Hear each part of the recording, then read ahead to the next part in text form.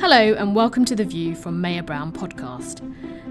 This is a fortnightly podcast series for employment lawyers and HR practitioners which highlights developments in case law and legislative changes of importance to UK employers. It's presented by Nicholas Robertson, the head of Mayor Brown's London employment team. This podcast is available via iTunes, YouTube and the Twitter feed Nicholas Robertson, Twitter handle @NicholasRobert11. It is also now available on Spotify, Google Play and Yahoo. The time spent listening to these podcasts can count towards your continuing education requirements. And at the end of the podcast, we will explain how to get in touch if you wish to claim credit for continuing education purposes or if you have any comments or questions. Hello and welcome to podcast number 163. With a slightly different approach to the usual run of cases. Today I'm joined by Chris Fisher and I'm delighted to say our newest partner, Miriam Bruce. Both have appeared on the podcast before, and indeed Mr. Fisher is the current reigning champion from this particular podcast 12 months ago. You remember we did a podcast looking at the key cases coming up in 2019. And the three of us attempted to predict the outcomes. Mr. Fisher, in his role as the group's Delphic Oracle, currently predicted all the outcomes. Although we didn't really approve of him doing live readings of chicken entrails on the podcast, so hopefully this episode will be less messy. Anyway, Mr. Fisher got a clean sweep last year, so let's see if he can do the same this year, but without the chickens. Please don't forget, the podcast is available via iTunes, it's Mayor Brown website, YouTube, Twitter, and Spotify, Yahoo, and Google Play as well. So, first up, Chris, who in a podcast about the key cases for 2020 is going to talk about something that's not a key case for 2020, I understand. That's right, thank you, Nick. Now, I'm not sure at what point Nick, Miriam and I drew straws for this podcast, but I'm pretty sure I must have drawn a fairly short one. My chosen topics today are tax, national insurance and employment status.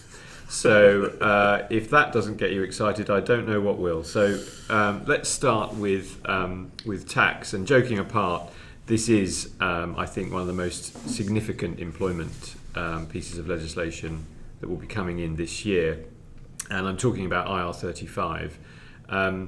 IR35, or the intermediaries legislation, is the part of our income tax statutes that concerns contractors providing services through an intermediary, typically their own limited company or personal service company.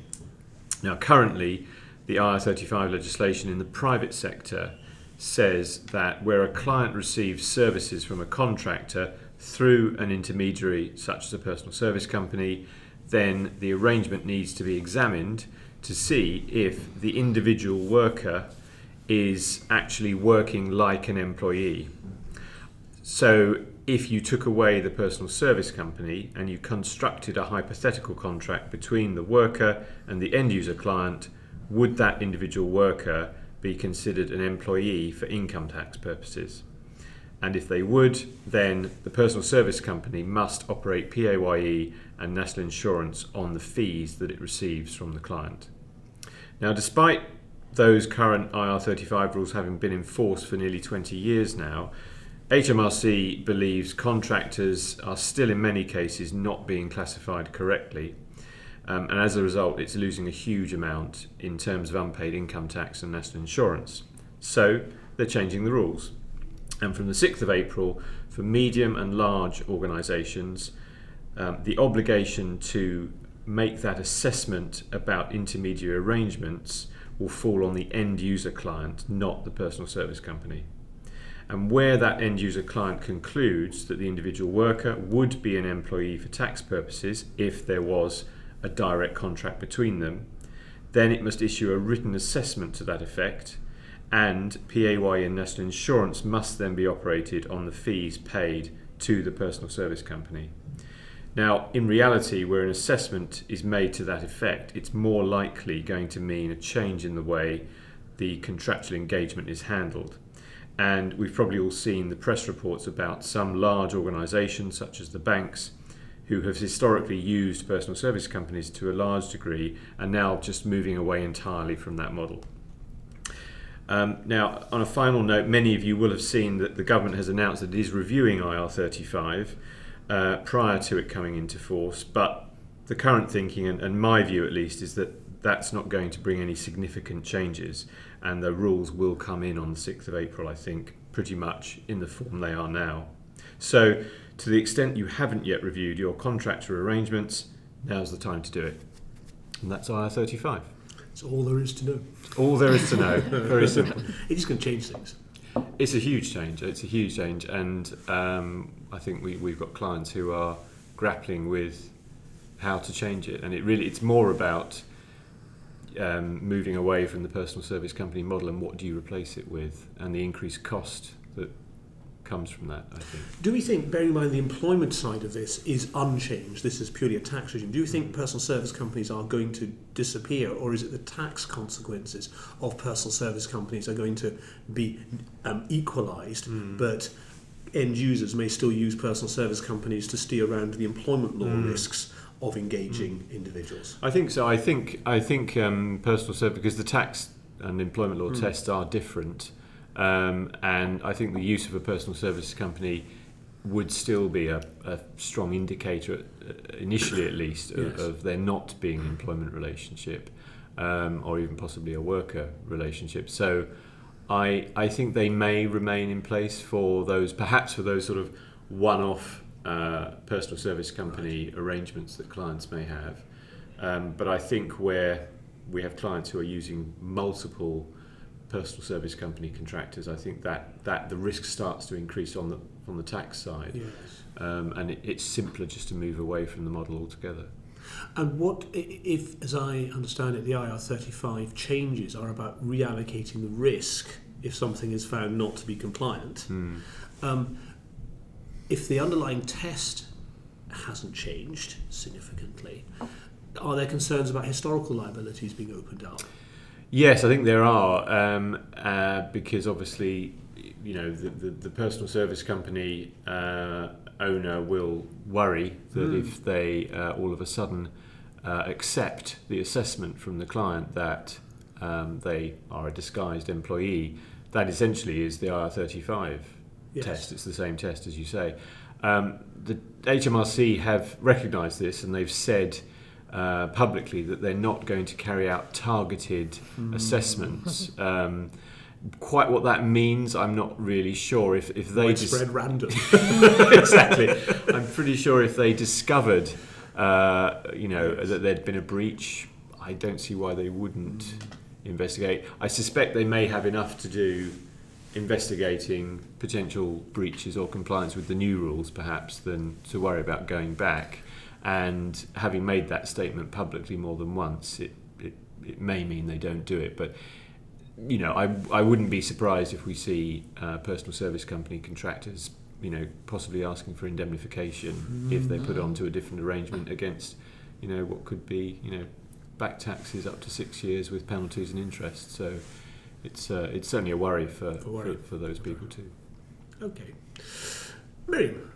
So, in a step up from tax, I'm going to be talking. My first case is about TUPE.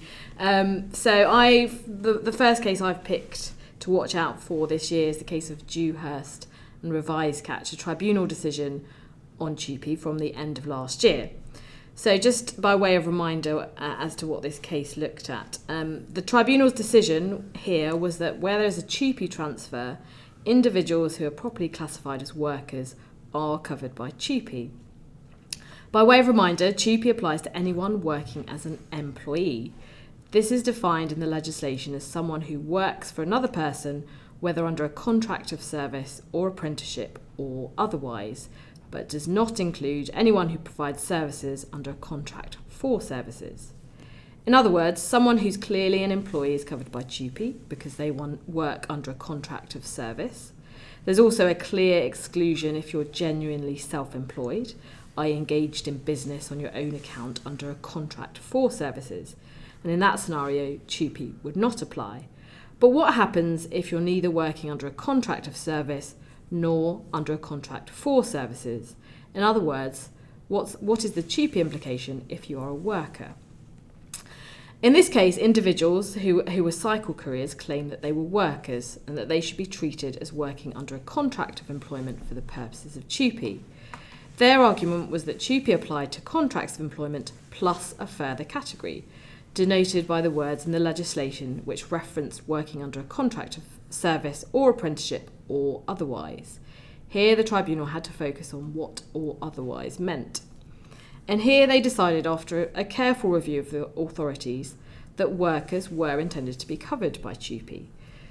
This case arose in the context of a claim for failure to consult with those workers' representatives ahead of the transfer, and there was also a claim for holiday pay, which was dependent on individuals' prior holiday pay rights transferring across from the former employer.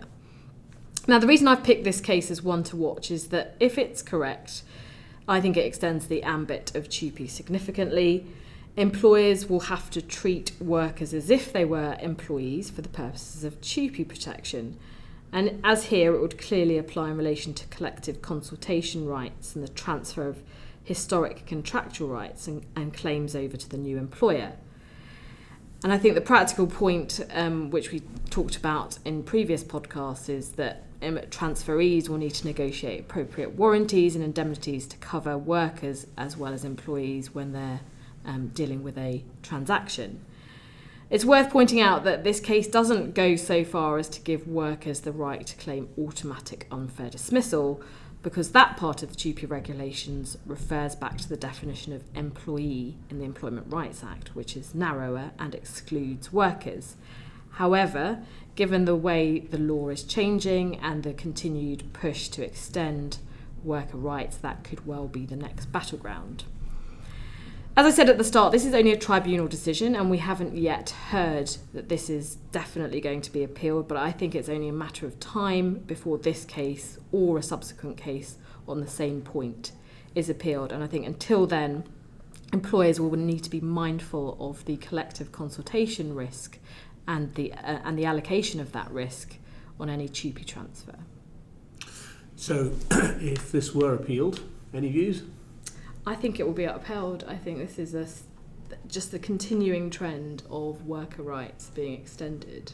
And if the legislation had intended to be narrower, it would have followed the Employment Rights Act definition. Yes. So I think this is the way it's going.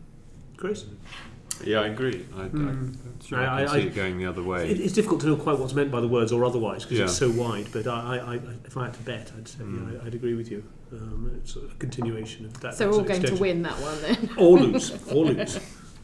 Right, so my first case, Lee and Asher's Baking Company Limited. This is the infamous GAE Cake Case. And whilst employment lawyers from a few years back will know that employment law covers many and varied fact patterns, I think it would have been a surprise to them to learn that in 2020, one of the key cases is likely to deal with the sexual orientation of confectionery. Well, it doesn't, of course, because you might think that from the press coverage, but there's no doubt, in all seriousness, this is going to be a key case because it's now off to the European Court of Human Rights, according to the press reports we've seen. As I'm sure we all know, the facts are very straightforward. The owners of a particular bakery in Northern Ireland, they're devout Christians apparently, a customer asked them to bake a cake with the slogan "Support Gay Marriage" on the face of the cake. The bakers objected to doing this on their religious grounds. The issue was whether they were guilty of direct discrimination by refusing to do so. And the Supreme Court decided there had not been any direct discrimination on the grounds of sexual orientation when the bakers refused to provide the customer with a cake bearing that particular message. In the Court of Appeal, they had taken the view that there had been unlawful discrimination on the grounds of sexual orientation. The Supreme Court, in allowing the bakers' appeal, accepted it was possible for direct discrimination to occur where the reason for the unfavourable treatment was extremely closely linked to the protected characteristics. In my terms, you can't get around the rules on direct sex discrimination by saying, oh, I'm just discriminating instead against those capable of bearing children. There's clearly a direct link and it's a close one. However, here, the link between a message supporting gay marriage and the sexual orientation of the customer was not nearly so clear-cut, said the Supreme Court. Plenty of heterosexual customers might feel equally strongly in favour of same-sex marriage. The Christian bakers objected to gay marriage on religious grounds. They were objecting to the message, not the customer. Clearly, the case raises questions about the ability to decline to do something on the grounds of personal beliefs, even if those personal beliefs, in this case in opposition to same-sex marriage, would be deeply offensive to others. We've seen similar cases involving public servants, for example, refusing to perform part of their jobs on the grounds that it was contrary to their religious beliefs. And here, I have to say, I think the court has reached a relatively sensible decision, so it'll be interesting to see whether the European Court of Human Rights comes to the same decision and adopts the same approach. what I would speculate on, and I emphasise I am speculating, is this a case where someone tries to buy a cake, they're disappointed, they buy the same cake elsewhere without any problems and in time for a relevant party? Well, a case like that doesn't go to the Supreme Court by accident. So I speculate that there are forces behind each side looking for a resolution. And clearly the interplay between protections for religious faith and for those protected from unlawful discrimination, it's one of the fault lines in society. In this case, becomes a sort of lightning conductor for some of those tensions as to which rights will prevail. Kind of makes you long for the days when we try to see the other person's point of view. Anyone take a different view on what might happen in the European Court in terms of trying to draw that line? I think, as you say, I think it is a sensible decision. A lot of people don't agree with it, but I think there's enough rationale to it for them to support that line. Yeah, freedom of expression versus freedom from the right to be discriminated against, quite where that fault line. Yeah, and in balancing acts like that, someone's always going to be disappointed, aren't they? Yes. No winners. Yes, absolutely. Okay, Chris, over to you. Yeah. Right, well, let's get this back to tax. And my second, tax-related item is another 6th of April change, but it's actually national insurance, so much more interesting. The thrills just keep on coming. Exactly. Let me put my short straw away. Now, so we all know that when an employer makes a non-contractual termination payment, the first £30,000 can be paid without deduction of income tax, but the balance above £30,000 must be taxed. But for national insurance purposes, the whole amount of that termination payment above and below the £30,000 is exempt from national insurance, employee and employer national insurance. And where termination payments are very large, that can be a significant saving, particularly for the employer who's paying employer's NI of nearly 14%. So the government has decided that it could generate some additional revenue here. I'm very sorry. What I meant to say is the government has realised that these rules should be simplified because they are far too complicated. So from the 6th of April, these NI rules will change so that they are in line with the income tax rule, at least as far as concerns employers' national insurance. So from the 6th of April, only the first £30,000 of a non-contractual severance payment will be free of income tax and employers' national insurance. Any balance above that will be chargeable to both income tax and employers' national insurance. The whole amount, however, will still be free of employee national insurance deductions. So the message for employers with large severance agreements, exits on the horizon, I was talking to a client this morning with one, is to think about whether that agreement can be signed up, and I think the payment made before the 6th of April this year, because otherwise you are going to be paying employers' NI after the 6th of April. Yeah, that's a big question at the moment, isn't it? Yeah, I think it's paid, and I've been talking to my tax colleagues who understand this sort of thing, and I think that to be on the safe side, the view is make the payment before the 6th of April, not just get the agreement signed up, because it's normally done on a receipts basis. So I think that's the safest. Do we know whether is there going to be any clarity? Do we think? Not that I've seen. They're too busy working on IR35. Yes, maybe. possibly. Random investigations. Yes, exactly. But this has been delayed a couple of times. It has been delayed a couple of times. I think, I can't see any reason why it won't come in now, because as we all know, it's all very complicated at the moment. That everything's free of NI. It needs to be simplified. So that. The fact that they're going to generate a huge amount of additional national insurance is just a side issue. Yeah. Miriam. So my second case to watch out for this year is the case of Morrisons supermarket and various claimants. This is a case which has been discussed many times on the podcast before and relates to the consequences of a deliberate data hack by an employee of Morrisons and the potential liability created for the supermarket as a result. So in terms of background, in this case there was a senior IT internal auditor who had been given a verbal warning by Morrisons and subsequently developed a grudge against them. Several months later, at the request of an external auditor, a USB stick was loaded up with Morrisons' payroll data. The internal auditor made an unauthorised copy which contained the personal details of nearly 100,000 employees of Morrisons. He then uploaded it to the web and tried to sell the story to the press. He ended up being arrested and is now partway through an 8-year jail sentence. However, the story continues for Morrisons because nearly 5,000 of the employees affected sued Morrisons for damages and interest for misuse of private information, as well as breach of confidence and breach of statutory duty under the Data Protection Act.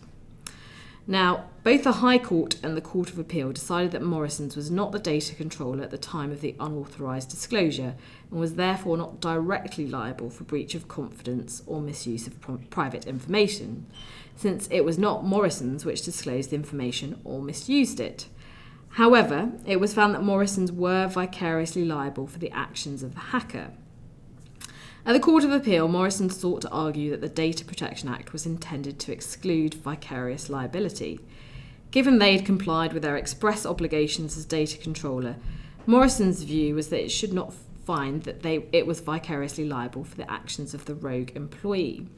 However, the Court of Appeal was not persuaded. Vicarious liability, as we all know, is a concept that imposes liability on an employer who is guilty of no fault, just as was the case here. They also tried to argue that there was insufficient connection between the position in which the individual was employed and his wrongful conduct. The act which caused the harm was done by the hacker at his home using his own computer at a weekend, several weeks after he downloaded the data at work. However, the High Court had decided this argument didn't work and the Court of Appeal agreed. His actions were all part of a plan connected with work going back to the unlawful copying. It was a seamless and continuous sequence of events. Even the point that his actions were devised to harm Morrisons and the court was in effect doing his bidding by finding that Morrisons was vicariously liable didn't deter the Court of Appeal. They took the view that the data hacker's motive was irrelevant, as is usually the case for vicarious liability. So given the size of the sums at stake here and the importance of the issues, it's not surprising that Morrisons have taken this case to the Supreme Court. That case was heard in November, so we're awaiting judgment. And clearly it's a very significant case for employers. Given the High Court and Court of Appeal decisions, employers will be understandably concerned that they can be completely innocent of wrongdoing, but effectively a trusted employee can cause them significant problems by deliberate wrongful action. And that's, of course, how vicarious liability operates, but it's difficult not to feel sorry here for Morrisons. It wasn't to blame in any way for what happened and is looking at a potentially very significant sum in damages. And whilst this case wasn't decided under the principles of GDPR, I think it is representative of a new data privacy environment in the workplace with greater accountability for employers and increased employee rights. I think people are watching this case closely and more data breach claims may follow, particularly given that it's not necessary for an individual to show loss in order to claim compensation. I think what's clear in terms of practical points arising from this case is that employers, pending the outcome of the Supreme Court decision, employers will be responsible for the employee data they hold and must apply the strictest possible controls to try and mitigate the risks presented by rogue individuals, including limiting the number of people who have access to personal data for work purposes, ensuring individuals who have that access only have it for a limited period, and that data security measures are in place to flag misuse or copying of that data.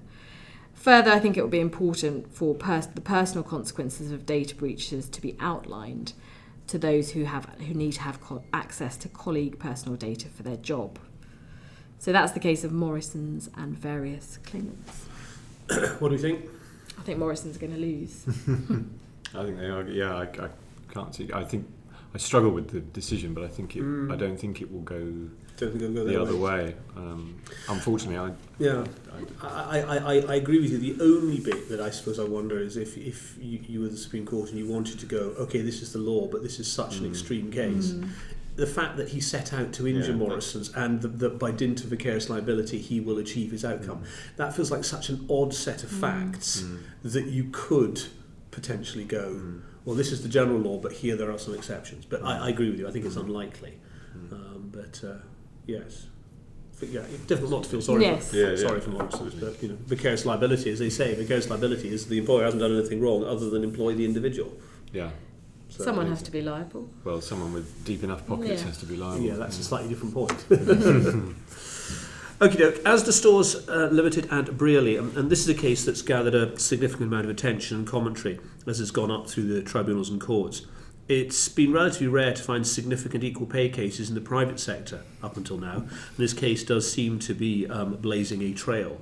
The current phase of the litigation relates to the ability of individuals to bring the claims.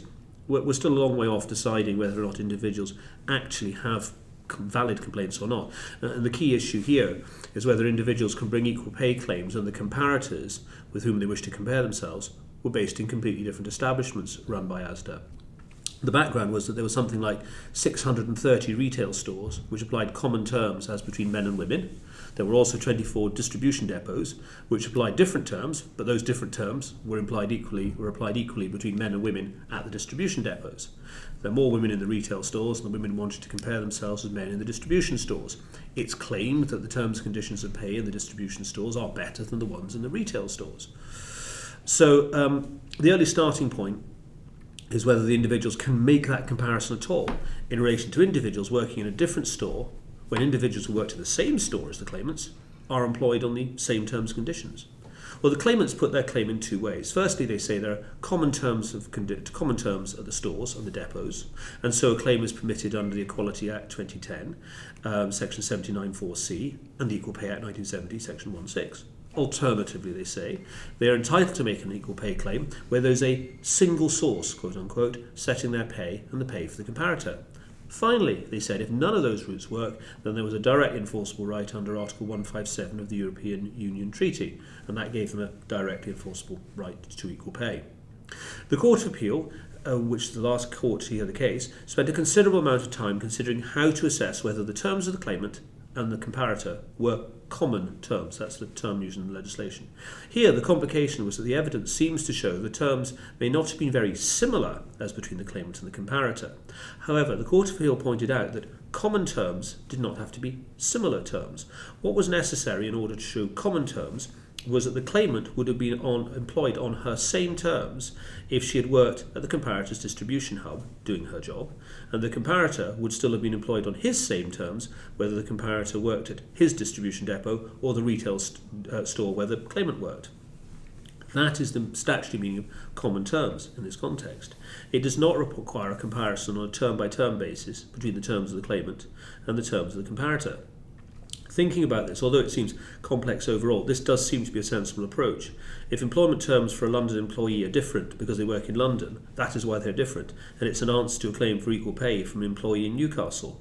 The London employee would not be on London terms if they were working in Newcastle, so there are no common terms. But if the London employee would be on the same terms if they were working in Newcastle, then to deny the possibility of an equal claim because they happen to work in different establishments would encourage segregation of jobs to defeat such claims. Moreover, the Court of Appeal said the claimants were entitled to make a comparison because there was a single source which set the terms for all the employees in the employer, and therefore an equal pay comparison should be permissible. Otherwise, it would breach EU law if the comparison was not an option open to the court or the claimants. Finally, the Court of Appeal said it wasn't clear whether Article 157 of the EU Treaty gave right to a directly enforceable right to equal pay in these circumstances, but they didn't need to make a reference to the European Court because the claimants had won on the first two arguments. I think it's clearly an extremely important case for employers. There are reports of other cases against supermarkets and indeed a number of other employers now underway. The Asda store case will continue to lead the way for consideration of the frankly extremely difficult issues around equal pay in the private sector. So I am sure that this case is going to feature on podcasts for a number of years to come yet. But the case is on its way up to the Supreme Court, so we'll see what they have to say about these issues. I think this is going to be upheld. I think the Court of Appeal approach is very sensible. I don't see them changing it radically. Do you think this is the start of equal pay in the private sector? Yes, yes. I think it's not going to be all employers by any means. I think you need to have a large enough workforce for it to be worth the grief of investing in this sort of massive long tail litigation. So I think that's but if you're a large-scale employer with lots of warehouse staff, for example, supermarkets, I think lots of supermarket chains are now facing similar claims. Yeah. Of course, that may at the moment, the answer to some of that is, of course, outsourcing, because then you've got different employers, and so you may find that that's the way some of this, that's the impact this has indirectly. Yeah. And until you can compare across employers outsourced operations, you don't have any read-through, and that's obviously a long way off. Yeah. Okay, Chris, your turn. Okay. And so my third item is now a case. I'm not doing any more legislation. It's an employment status case, and it's the Uber case. Now, this is the well-known and long-running claim by Uber drivers, certain Uber drivers, challenging Uber's classification of them as self-employed individuals. And they are claiming that they are, in fact, not self-employed. They are workers under the Employment Rights Act, and so they're entitled to holiday pay and national minimum wage. Now, so far, Uber has lost every step of the way in the tribunal, EAT, and most recently in the Court of Appeal. And so in July this year, it will be the Supreme Court's turn to hear the case. In essence, so far, the courts have decided that the contractual documentation that Uber uses for its drivers does not reflect the reality of the relationship. So Uber's case is that it is simply an intermediary that provides booking and payment services to the drivers, but there is no contract under which the drivers provide services to Uber, and so they can't be workers. Now, the courts have just rejected this. They say that the reality of the situation is that Uber is a transportation business, and the drivers provide the personal services to Uber for that business. So I think many people might say, well, it's a pointless appeal, they're going to lose again. I think one thing to note is the Court of Appeal decision was a 2-1 majority decision, and quite a lot of attention is focused on the dissenting judgment from Lord Justice Underhill, which is long, and when you read it, it's a pretty powerful case in support of Uber's argument. His view is that there isn't anything inherently artificial or unreasonable about Uber's contracts, and he said they're no different really to various minicab businesses that structure themselves in a very similar way. And he said courts can't simply disregard a contract just because it's disadvantageous to the other party, to the drivers. So we'll see in July what the Supreme Court makes of that. I do think, personally, I think Lord Justice Underhill's argument is a powerful one, and I think it's the right one, but I think, given it's an appeal, I think the court will say the tribunal was entitled to come to the view it did. That's my view, I think, but it's a powerful argument against. I think I agree with that outcome. Whether it's the right outcome remains to be seen. But yes, sadly we find vast amounts of unanimity on this podcast, so we'll have to say something controversial. But maybe I'm a touch more optimistic. I mean, I do think it hinges on, is there anything innately artificial about what they're doing? The Employment Tribunal went to town on that in quite some way. And I fear where it leads, if you can disregard arrangements that have solid historical precedent, and all that's different is the size and the technological aspects of it, I think it potentially opens the door to things that are innately antithetical to the way we've approached stuff in the past. So I don't know. We will see. We will see. But that one, maybe I'm about 5% more optimistic about the outcome. But I have to say, I do feel sorry for Uber. Miriam. So maybe my last case will provoke some more controversy. So my third and final case to watch out for this year is actually two cases, the conjoined cases of Ali and Capita Customer Management and Hextall and the Chief Constable of Leicestershire Police.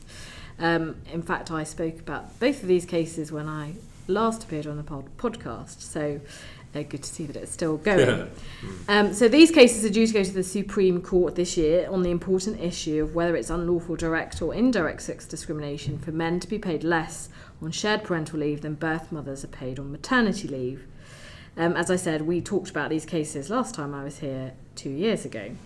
Now, the factual background was, as is often the case, the employers here were voluntarily enhancing maternity pay, but were not voluntarily enhancing shared parental leave pay.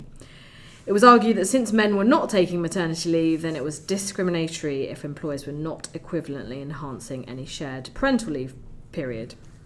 In terms of the litigation and where they got to in both cases, Mr. Ali was claiming that it was direct discrimination for Capita not to be paying him the same rate as a woman on maternity leave, and Mr. Hextall claimed it was indirect discrimination. Now, Mr. Ali won in the tribunal but lost at the Employment Appeal Tribunal, and Mr. Hextall lost in the tribunal but won in the EAT to the extent that the Employment Tribunal was asked to go back and have another look. And both Mr. Hextall and his employer appealed to the Court of Appeal, as did Mr. Ali. Now, in terms of what the Court of Appeal said, they rejected the individual's appeals in relation to the claim by Mr. Ali that it was direct sex discrimination. The Court of Appeal were pretty quick to reach a conclusion there. They decided that the purpose of statutory maternity leave was to enable the mother to prepare for and cope with the latter stages of pregnancy and then to recover. The purpose of shared parental leave was quite different. It was predominantly about childcare. And as such, the appropriate comparator for Mr. Ali was not a woman on statutory maternity leave, but the female partner of a woman on maternity leave who wanted to take time off pursuant to the shared parental leave legislation.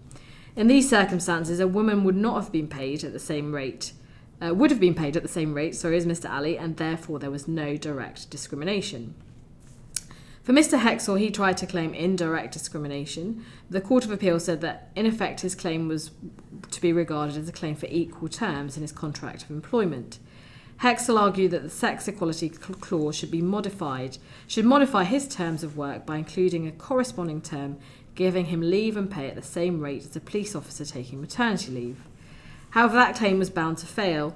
The law would not allow a claim if the comparator's terms, in this case the mother's terms, were better because of special treatment given to the mother because of her pregnancy or going through childbirth. Therefore, there was effectively a statutory bar on that claim for Mr. Hextall. In any event, the Court of Appeal considered that the Employment Tribunal had correctly rejected the indirect sex discrimination claim, even if he'd been able to proceed with that, because in reality what he was complaining about was that only a birth mother had the right to statutory or contractual maternity pay. This was rejected for much the same reasons as Mr. Ali's claim failed. Shared parental leave is just not comparable with maternity leave. Now, as I said back in 2018, when we last looked at these cases, I think the significance is obvious. There's obviously public policy at play here. Had they gone the other way, employers would have been faced with a choice of either making payments at the same level under shared parental leave as maternity leave or levelling down maternity pay benefits.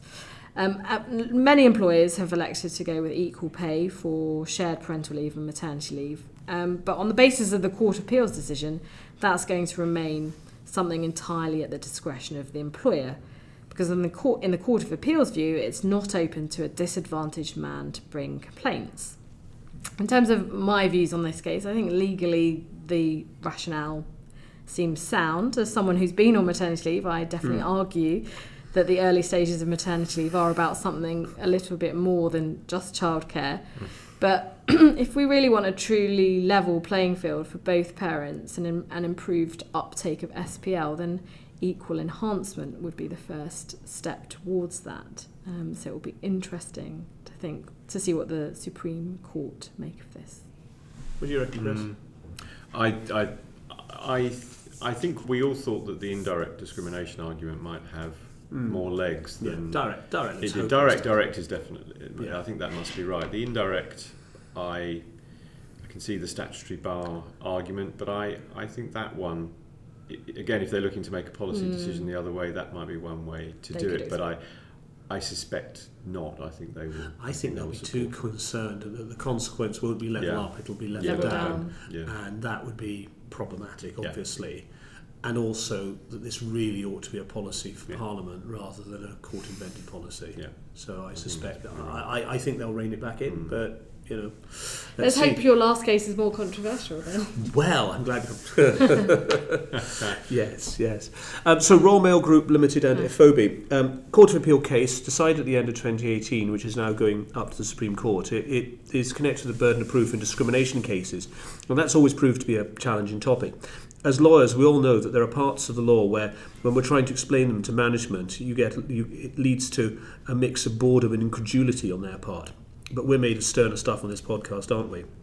Anyway, claimant's a black Nigerian who is a citizen of the Republic of Ireland. He brought claims for discrimination, having been unsuccessful in various applications for management and IT roles at the Royal Mail Group.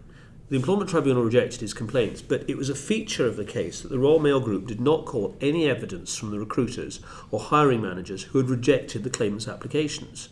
They called evidence from two managers who dealt in general terms with how appointments were made in the process, but they didn't have any specific knowledge about this particular application. They didn't provide any evidence about the identity or racial mix and so on of successful candidates for the role either. The Employment Tribunal decided the claimant had failed to provide evidence and failed to establish a prima facie case from which it could be concluded that discrimination had occurred.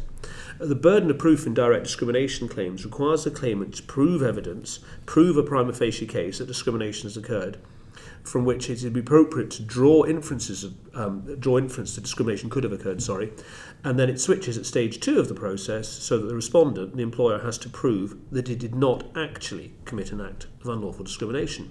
So how does that work in circumstances where the employer doesn't call the relevant evidence, potentially? In essence, the Court of Appeal said the respondent's decision not to proffer this material to the tribunal did not alter the burden on the claimant. The claimant had not sought discovery, for example, to identify the racial makeup of the successful candidates, nor did he identify an actual comparator in any of the posts that had been filled. In comparison with whom he had been discriminated against, he was looking at a hypothetical comparator. He didn't prove facts from which the tribunal could infer that his colour or country of origin was actually known to a particular hiring manager or recruiter who rejected him.